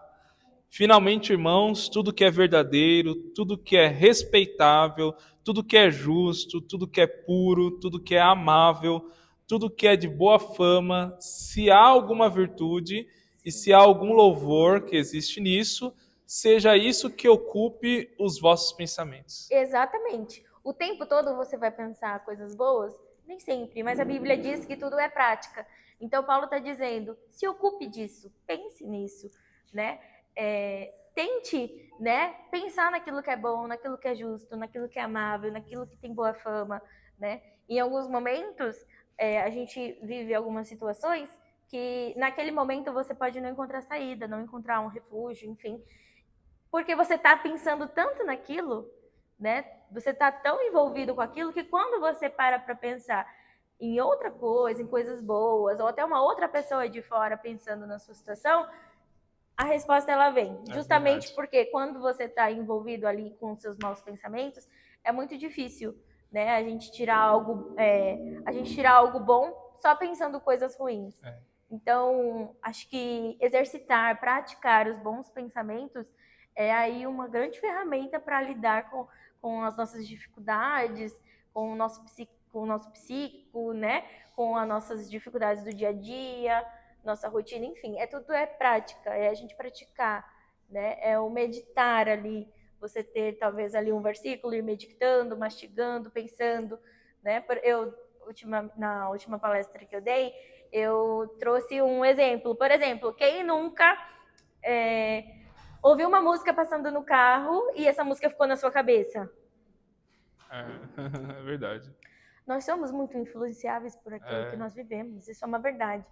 Mas o que vai, de fato, definir aquilo que eu sou, definir os meus pensamentos? É aquilo que eu penso. Peraí, né? Vamos tentar pensar em algo que é bom, em algo que é puro, porque senão a gente se deixa influenciar. Isso vai impactar a nossa identidade, vai gerar vários outros problemas. Então, eu preciso praticar bons pensamentos, né? Porque o Senhor, Ele também tem bons pensamentos a meu respeito. É isso aí. E é bem legal isso daí, porque o cristão, ele tem uma ferramenta poderosa para sempre no momento que aquela nuvem nebulosa de pensamento vir, principalmente por conta de problemas, você pensar algo que, como Paulo diz, que é puro, que é bom, que é amável, que é perfeito. O quê? Você pensar que tudo isso que eu estou vivendo é passageiro, filho. Eu estou como peregrino, eu estou esperando a manifestação da glória de Deus. Eu coloco minha mente nisso. Quando está dando errado, quando está tudo escrachado, aí eu falo assim, olha, talvez eu vou me dar um pouco mal. Mas não vai ser para sempre. Porque uma hora o céu vai abrir, pastor Marquinhos. A trombeta vai tocar e eu vou estar na glória eterna com Jesus. Então, a gente tem mais uma vez, usando uma linguagem que não é da psicologia, tá? É linguagem minha. O gatilho reverso. Mais uma vez, você tem um gatilho reverso poderoso. Pô, não deu errado, deu tudo errado. Mas não vai dar tudo errado para sempre. Uma hora vai dar certo eternamente. Você tem isso. Então, medita nisso, vislumbra isso, tá, na tua mente. Isso não é uma doutrina. Quando a gente fala doutrina, parece que é algo meio que coloca na caixinha, né? Não, isso é algo para você experimentar. O Espírito Santo veio para você saborear, eu gosto de usar essa linguagem, saborear a eternidade, não agora. É para isso que o Espírito está aí, filho. Para você sentir o gostinho da eternidade em você agora, no presente. Então, saiba usar isso que a própria espiritualidade te transmite, tá? E aqui eu vou tratar de um caso aqui agora, um caso, posso falar patológico, esse caso do Elias? Ou não? Pode. Tá, eu tenho que respeitar a área, Patológico né? é aquilo que tem diagnóstico, hein? Ah, Mas tá, pode então sim, tá pode bom. sim. Não A gente tinha usa diagnóstico. Elias não tinha diagnóstico, então eu não posso falar que é patológico. Mas bastante. Mas Elias se assemelha. passou por uma coisa que é muito semelhante, né?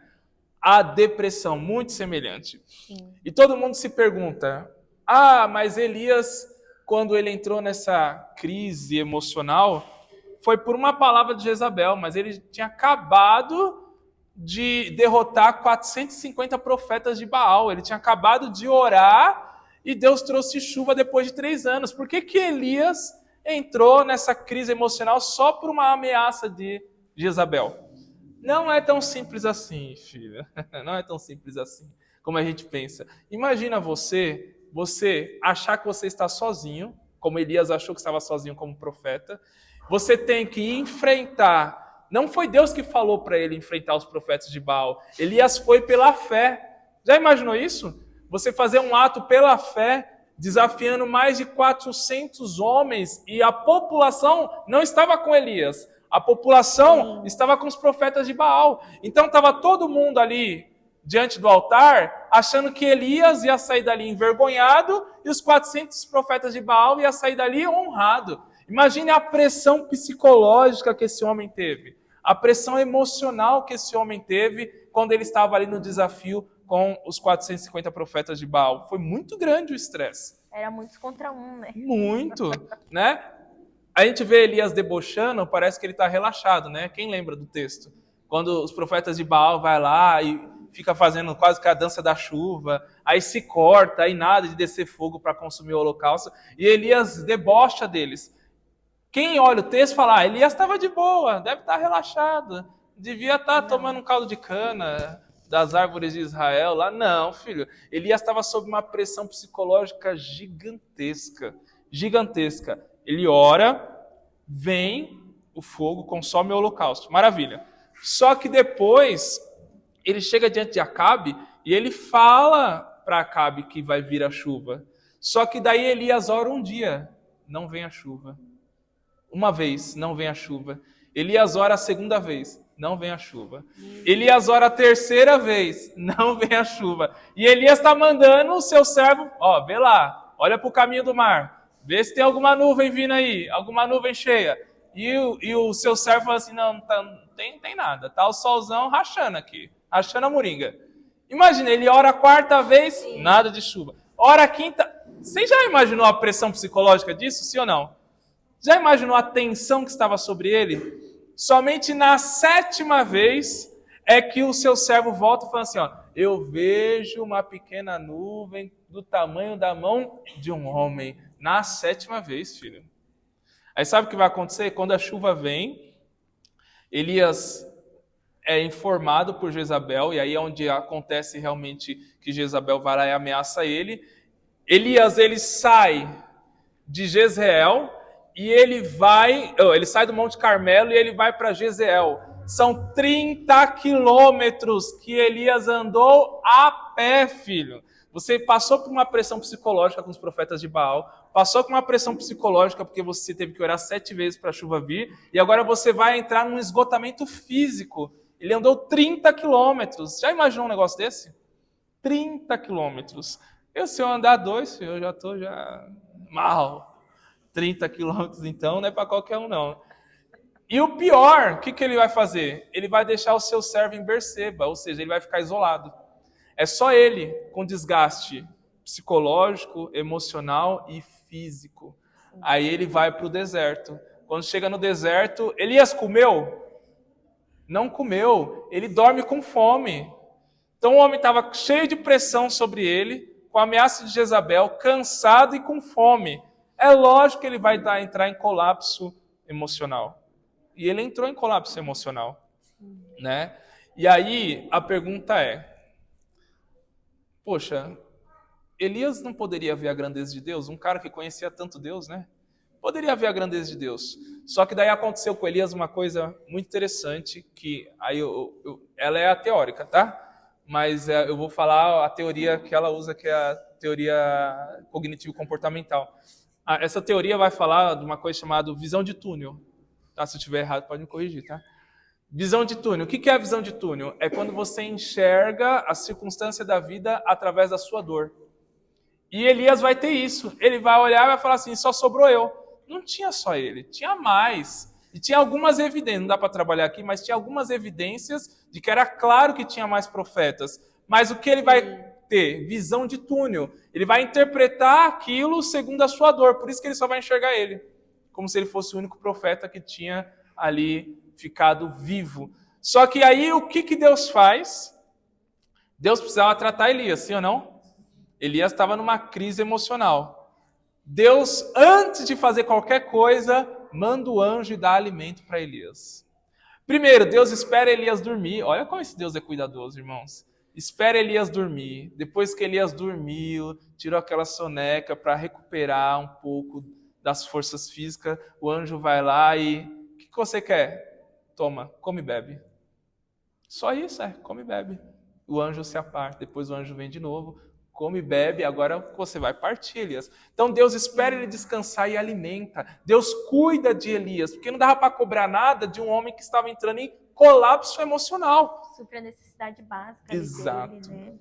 Exatamente. E antes de qualquer coisa, Elias vai se apresentar diante de Deus. Só que antes de Deus falar, Deus deixa Elias falar. Isso é incrível, irmãos. Nosso Deus é muito humilde. E Elias começa a falar que Jezabel ameaçou ele, que ele era o único que tinha de profeta. Fora. Mas o que Deus está fazendo? Isso daqui é muito importante. Deus está fazendo Elias verbalizar a sua dor. E isso é muito importante para uma pessoa que está passando por crise emocional. Sim. Verbalizar a sua dor. Né? É por isso que os casamentos hoje precisam ser um casamento muito transparente, a ponto de você conseguir transmitir para o seu cônjuge o que você está passando de sofrimento. Ou, se você é solteiro, ter um bom amigo, ou ter uma amizade muito grande com os pais, para verbalizar a dor. Isso é importante para curar, né, o emocional de uma pessoa, certo? Comunicação, né? Verbalizar. Verbalizar nada mais é do que comunicação. Eu até postei um vídeo, tá no meu estado, sobre isso. Falo justamente sobre relacionamentos e comunicação. Então, o Senhor nosso Deus, ele é tão cuidadoso que era basicamente, fala, Elias, se comunica comigo. Fala exatamente qual que é a sua dor. Né? Põe para fora. E foi exatamente isso que Elias fez. Quer fazer uma pergunta, Lidia? A gente entende que hoje, apesar da quantidade imensa de informações que a gente tem, existe muita dificuldade de comunicação. Muito. Sim. Assim, de forma assim, que a gente às vezes para falar com alguém, a pessoa pega em uma, duas frases, duas falas de pessoa, que a pessoa está sofrendo, mas não tem, sabe, aquela facilidade de expor, de falar. E eu acredito assim que a fala tira. Sim. Acho que tira um peso muito grande. Tira. Sim. E a gente vê, nesse gancho que a Lidiane falou, que a gente vive um mundo de aparências. Porque está todo mundo conectado. Mas a pergunta é, conectado com quem? Conectado com quem? Entende? Isso é um problema social muito grande. Né? Tem um livro de um sociólogo francês chamado Zurich Bauman, que é Modernidade Líquida. Ele vai falar como que quando ele fala líquido, ele está falando que os relacionamentos é como você pegasse uma água e colocasse na mão, ela ia escorrer, certo? Então ele fala que os relacionamentos estão assim, estão líquidos, os casamentos não duram, a amizade não dura. E quando você não tem um vínculo profundo de relacionamento, você não tem ninguém que você tenha confiança para abrir o coração.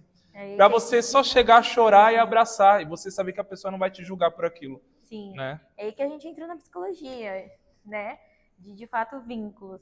porque é exatamente isso. A gente está conectado com todo mundo e no fim conectado com ninguém. O meu TCC de faculdade de psicologia foi justamente sobre esse tema, comunicação assertiva, porque a gente está falando o tempo todo, né? Só que ninguém entende nada, ninguém consegue de fato o que Tarcísio trouxe, criar vínculo, né? Fazer com que eu diga aquilo que o outro entenda e o outro diga aquilo que eu entendo. Tá muito difícil. Exatamente. Exatamente. Então, a gente precisa disso. Deus faz com que Elias verbalize, né, a sua dor. E depois, Deus, o que ele vai fazer? Deus apresenta 3 elementos primeiro. Ele apresenta o vento forte, ele apresenta o terremoto e o fogo. Esses 3 elementos são elementos que são intensivos, sim ou não? Um vento forte, terremoto, elementos intensivos.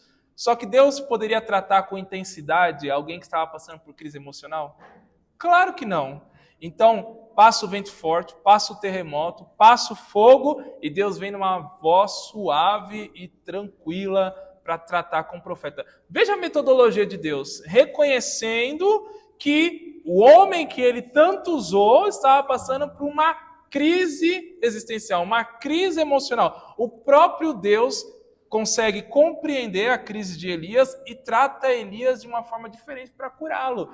Então, é uma coisa muito importante a gente entender isso, que as pessoas que passam por isso, por problemas, por crises emocionais, elas não são desassistidas de Deus. Pelo contrário, elas são muito compreendidas por Deus. E Deus adota todo um método específico para poder cuidar daquela pessoa e sarar ela. E por final, Deus faz o quê? Deus trata Elias, Deus pega... Eu lembro que eu falei da visão de túnel? Deus pega Elias e tira do túnel. Deus fala, Elias, filho, você está sozinho não, tem mais 7.000, amigo. Sai do túnel, Elias. Tira Elias do túnel, apresenta que tem mais gente. Ele preservou, Deus tinha preservado mais pessoas como profeta, ele não estava sozinho.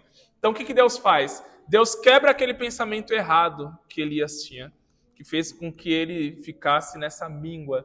E depois Deus dá um novo propósito. Lembra que eu falei que é impossível o ser humano viver sem propósito?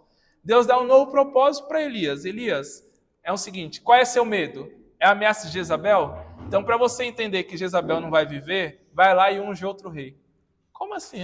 Vai lá e unge outro rei. Unge outro rei lá na Síria, unge outro rei em Israel e unge também outro profeta que eu vou pôr no teu lugar, porque eu já vi que você está esgotado. Olha como que Deus faz.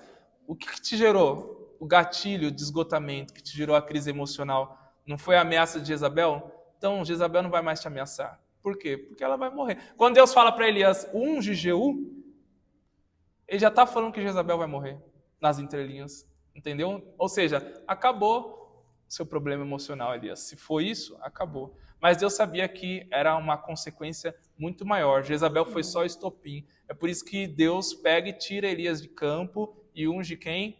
Eliseu. Fala para o próprio Elias ungir Eliseu. Então, aqui a gente tem que encerrar porque estourou o horário, né? Tá? Mas o que a gente quis transmitir para vocês é como que a Bíblia e a psicologia... Você vê que é quase as mesmas falas, não é? Porque Deus... também é porque a Kathleen, ela adotou um estilo de terapia, que é a TCC, que conversa muito com a teologia, né? Eu mesmo fui estudar durante um tempo terapia cognitivo-comportamental, porque era a área da psicologia que mais conversava com o que a Bíblia apresenta sobre essas questões das crises emocionais, né? Então, o básico que nós transmitimos aqui para vocês é para que vocês, primeiramente, entendam que as crises emocionais é consequência do pecado.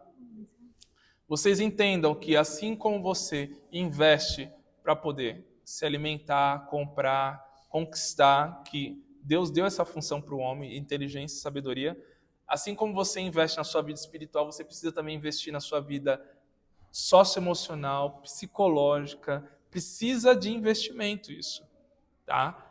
E também para que você entenda algumas coisas que podem colocar você em uma situação embaraçosa de uma crise emocional. Por isso que a gente tratou sobre ativismo, sobre organização, comparação, saber que a vida não está no controle das suas mãos em si, tá? Porque para vocês o quê? Se você estiver passando por isso, eu indico que você busque um profissional, mas também pegue essas dicas que a gente deu, pratique isso. Vou mandar o slide lá no grupo, quem não é, só dá o WhatsApp que a gente coloca você no grupo, mas busque também um profissional, de preferência alguém que seja cristão, que vai entender e vai também poder, eu sei que não pode, é antiético, né, dar dicas de fé para a pessoa no consultório, não Gente, pode. na psicologia se enganam muito, não tem dica de fé. É, É de fato a sua vida. É claro que vai esbarrar na nossa fé, porque a nossa fé é quem nós somos, é o nosso estilo de vida, né?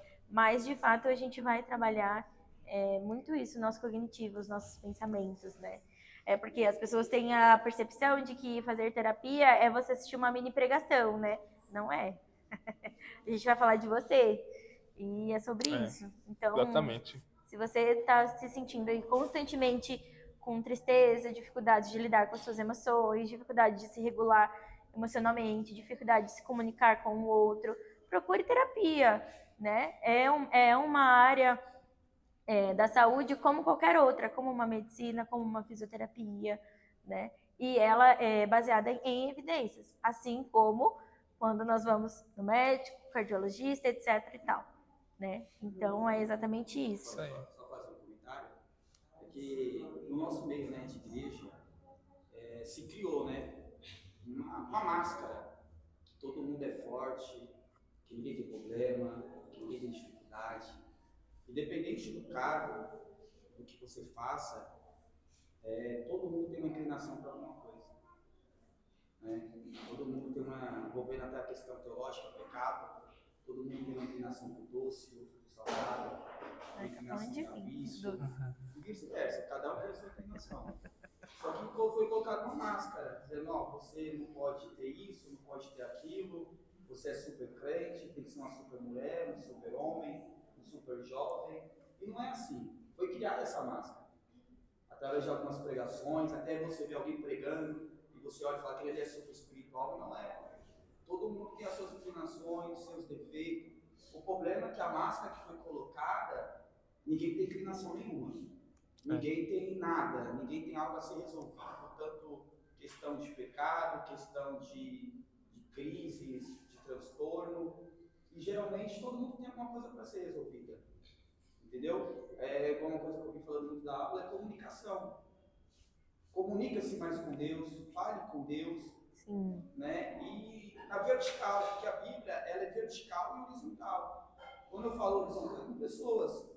É você, né, se comunicar. Eu vejo que a falta de confiança, porque é muito complexo falar de confiança, mas tem gente verdadeira ainda. Tem, é isso mesmo. Entendeu? Tem gente que você pode contar. E quando você transporta, comunica, fala, eu estou passando isso, talvez aquilo que você está falando, uma dificuldade que você tem, o outro também tem. E ali um vai fortalecendo o outro. O problema é que foi colocar essa máscara. Maldita máscara. Ninguém tem nada, ninguém precisa. E isso se torna uma arrogância até da nossa parte, de não querer reconhecer que tem uma inclinação, que tem um defeito, uma dificuldade. Porque talvez você vai criar o que foi pregado por muito tempo dentro das igrejas, é demônio. Aí você entra naquele negócio, não, é tudo espiritual, oração. E tem coisa que não é. Tem coisa que é a alma que está querendo jogar para fora algo. E a confiança, às vezes, não vem porque é difícil. Entra a comparação, porque você acha que aquela pessoa é tão lá em cima que não vai entender o que você está passando. E talvez aquela pessoa que está tão lá em cima se compadeça porque já trilhou esse mesmo caminho.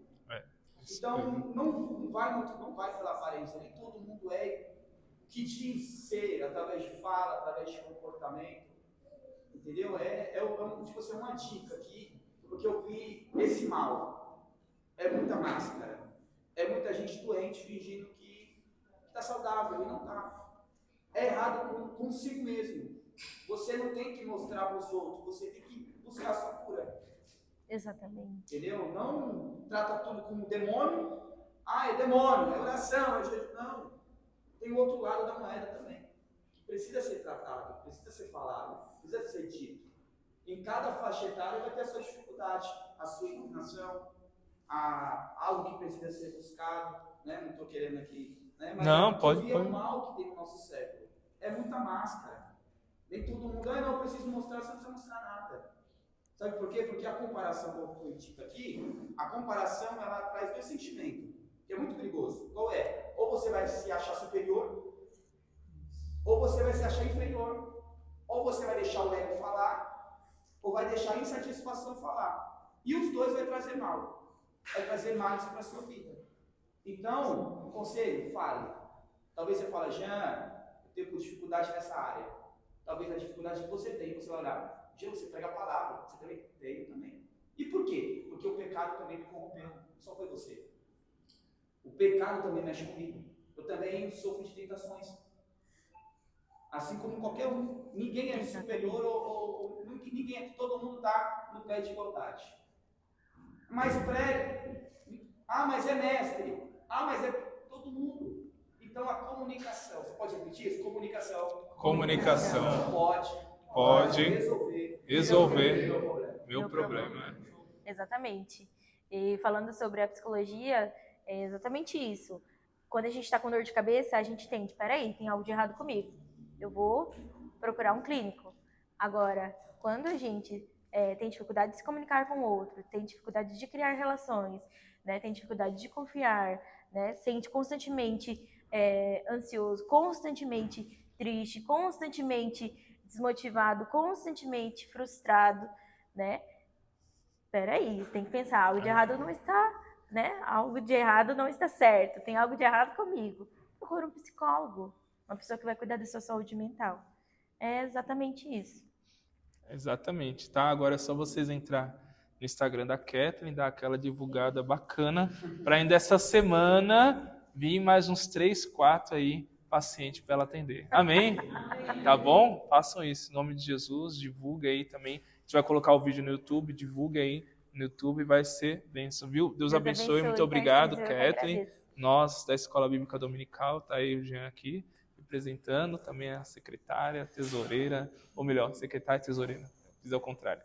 Então, nós agradecemos você, viu? Deus abençoe pelo empenho de nos ajudar aí. Tá bom? Vocês gostaram? Amém. Bênção pura, tá? Deus abençoe. Vamos ficar de pé? Vamos fazer uma oração?